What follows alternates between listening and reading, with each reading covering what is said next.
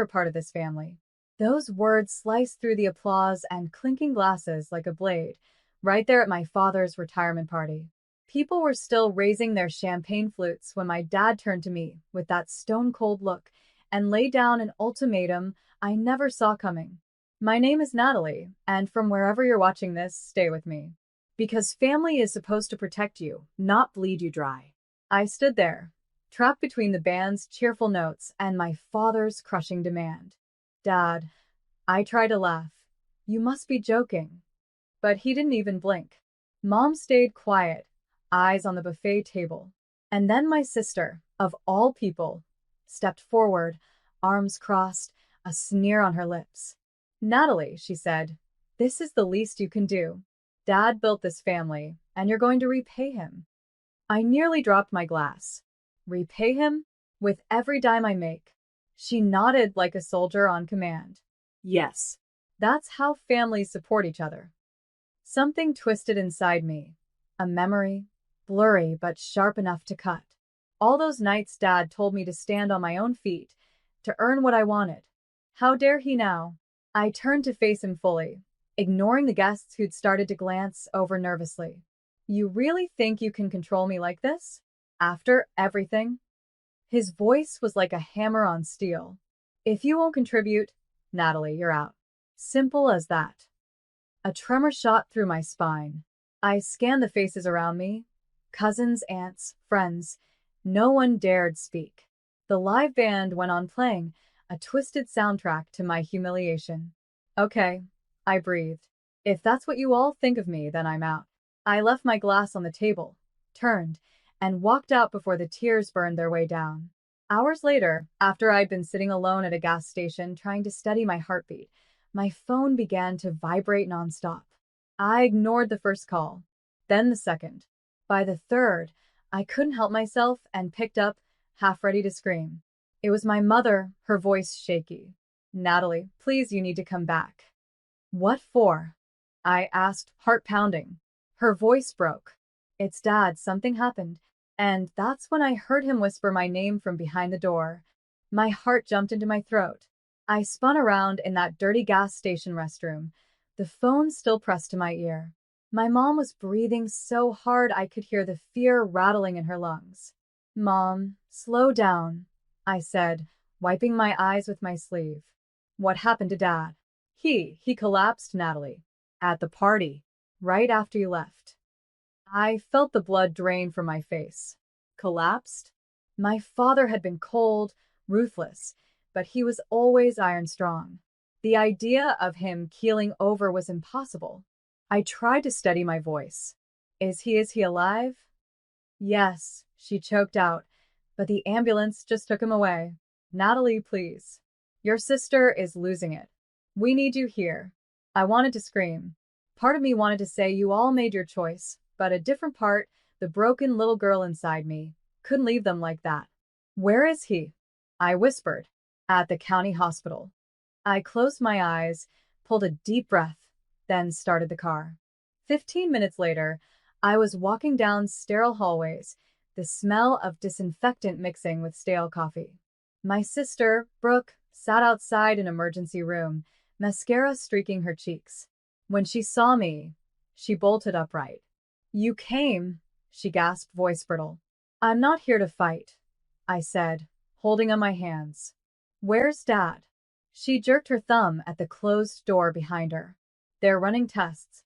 He kept asking for you, Natalie. Over and over." I shook my head, a bitter taste on my tongue. That's rich. One minute I'm trash, the next I'm some savior. Brooke flinched, tears welling. "Please, just talk to him." A nurse came out, nodded at us, and stepped aside. I walked in. My father was hooked to monitors, his skin pale, breathing shallow. It was like someone had ripped the steel from his bones. His eyes fluttered open. "Natalie," he croaked, so quiet I barely heard. "Dad," I whispered, coming closer, every muscle tense. His hand trembled as he reached for mine. I'm sorry," he rasped. I pushed too hard. I swallowed, not sure what to believe. "Why would you do that to me?" He looked away, shame twisting his face. Because I thought I was protecting our legacy by stealing my entire paycheck. His eyes closed, pained. I didn't see it like that. I was wrong. I wanted to scream, to hit him, to shake him until he saw the truth. But all I could do was stand there, empty and tired. The machines beeped, steady and cold, while the night felt heavy on my shoulders. And that's when I heard him whisper my name from behind the door. Natalie. The voice behind me was so close, I actually jumped, spinning around to find my Uncle Jared standing in the doorway. His face was pale, the lines around his mouth tight with worry. Uncle. I blurted out. What are you doing here? He stepped inside, glancing at Dad on the hospital bed. I came as soon as I heard, he said, voice low. Brooke called me. I folded my arms. Of course she did. Another family intervention. Jared sighed. I know you're angry. You have every right. But you should know the whole story before you decide to cut everyone off. My stomach twisted. What story? He looked straight at me, so serious I felt like a kid again. Your dad, he was trying to pay off a huge debt. That's why he asked for your money. My mouth fell open. A debt? He told me nothing. Jared nodded grimly. He was being blackmailed, Natalie. I felt the room tilt around me, the smell of antiseptic suddenly overwhelming. Blackmail? By who? Jared hesitated. By a man who claims your father ruined him 25 years ago. Said he'd expose something about a woman your dad was involved with. I nearly choked on my own breath. What woman? Dad cheated on Mom? Jared swallowed hard. It's complicated. I shouldn't even be the one telling you this.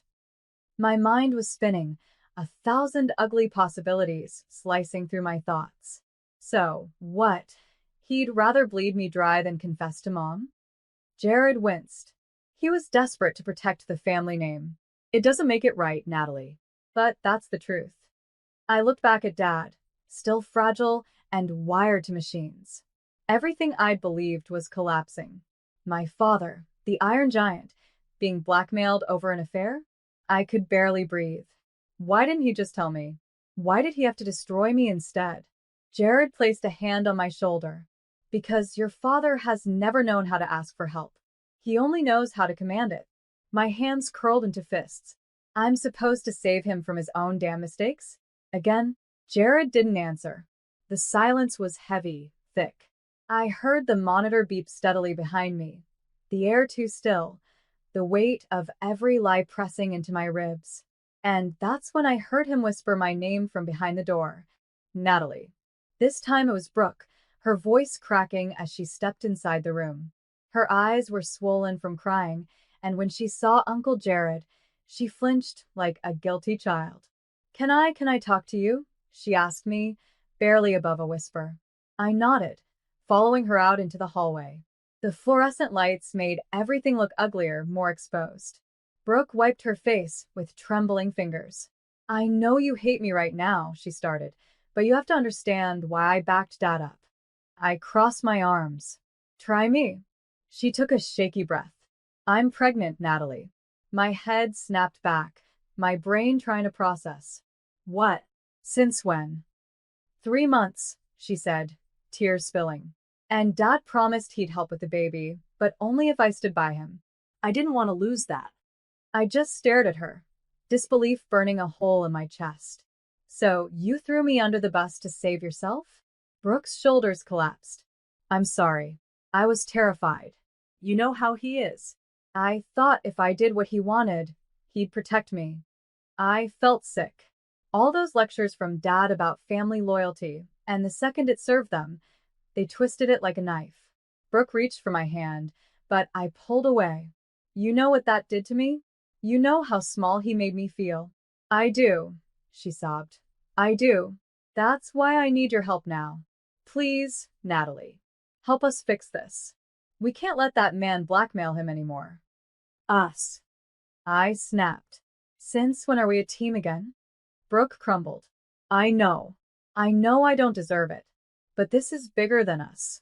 If that man exposes Dad, Mom will leave him. Everything will fall apart. I let out a bitter laugh. Maybe it should. She shook her head violently. Natalie, please. If not for him, then for me. For the baby. I stared at my sister, watching her break in front of me. Part of me wanted to turn away and let the whole mess burn. Another part, the same soft, forgiving peace that had kept me alive all these years, couldn't do it. Fine. I spat, voice low. But don't think for a second I'm doing this for him. She nodded, a fragile smile fighting through the tears. And that's when I heard him whisper my name from behind the door. Natalie. Dad's voice again, weak but clearer than before, called to me through the crack of the hospital room door. I stepped back inside, feeling every nerve in my body coil. He tried to sit up, wires tugging at his skin. I heard you talking with Brooke, he rasped. I crossed my arms. Yeah, well, turns out your precious golden child sold me out to protect her own hide. He winced.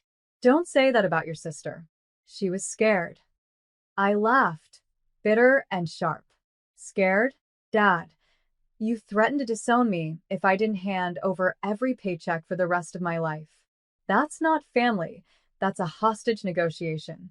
He looked away, shame crawling up his face. I was desperate. Desperate enough to ruin me? I shot back. God, do you even hear yourself? He reached for me, his hand trembling. Natalie, I was wrong. I see that now, but I can't fix it alone. A wave of rage rolled through me, crashing against every good memory I had of him. Then tell me everything, I demanded. No more secrets. No more guilt trips. Who is this blackmailer? What are they holding over you? Dad's mouth worked, struggling to form the words. Finally, he whispered. His name is Marcus. I used to work with him years ago. I stole from him. My jaw went slack. You what? I was young, he stammered. Your mother was pregnant with you. We had no money, and he trusted me with a loan, but I never paid it back. Then I covered it up. Years later, he found me again. I nearly collapsed from the shock. Dad, are you kidding me? You built our entire family on stolen money. Tears flooded his eyes. I try to make it right, I swear. But Marcus threatened to expose everything. He wants it all repaid with interest. That's why I cut him off, seething. So, you decided to take from me instead. His shoulders crumbled under the weight of his guilt. I'm sorry, Natalie. I was trying to protect you from all this. I stared at him, disgust battling pity inside me. No, you weren't protecting me. You were protecting yourself. The beeping of his monitor grew louder as my words sank in, heavy and final. And that's when I heard him whisper my name from behind the door.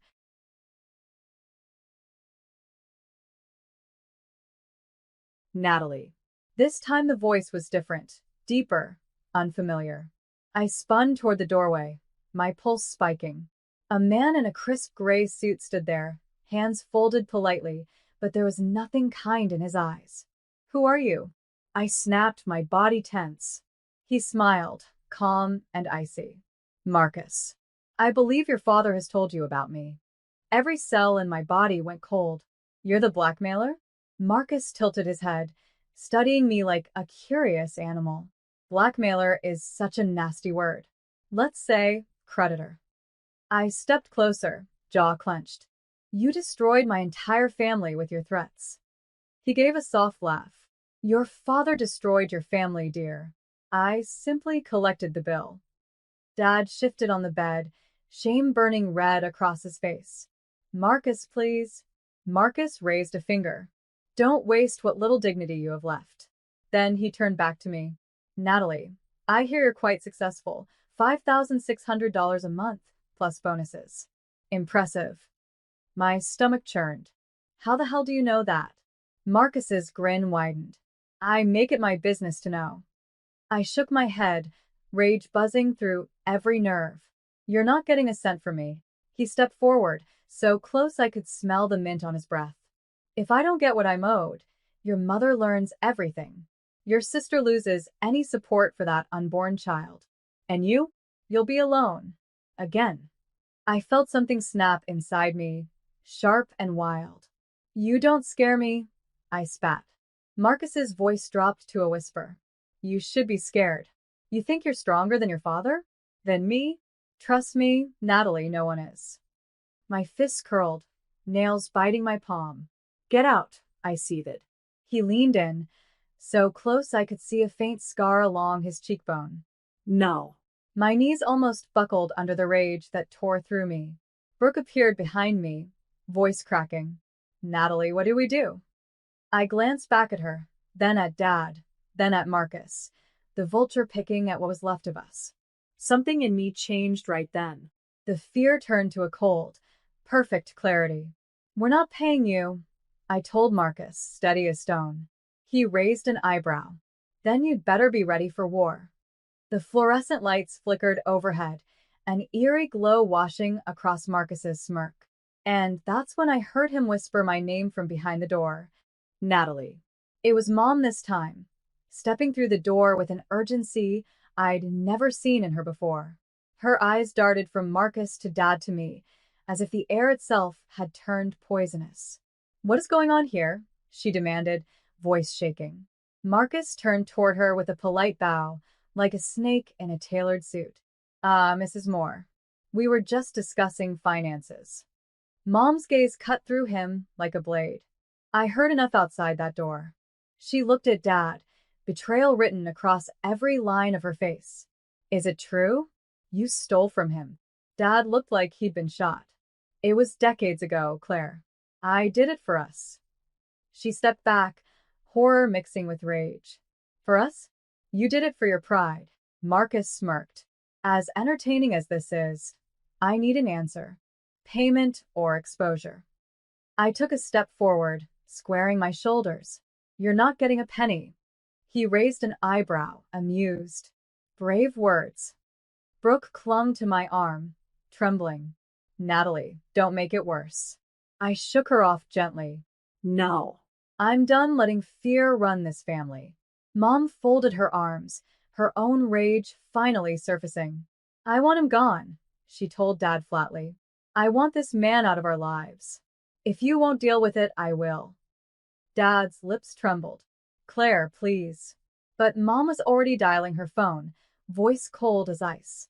Hello, officer. I'd like to report a man extorting money from my family. His name is Marcus. Yes, he's here now. Marcus's face fell, fury flashing in his eyes. You think the police scare me? Mom didn't even blink. No, but they'll slow you down.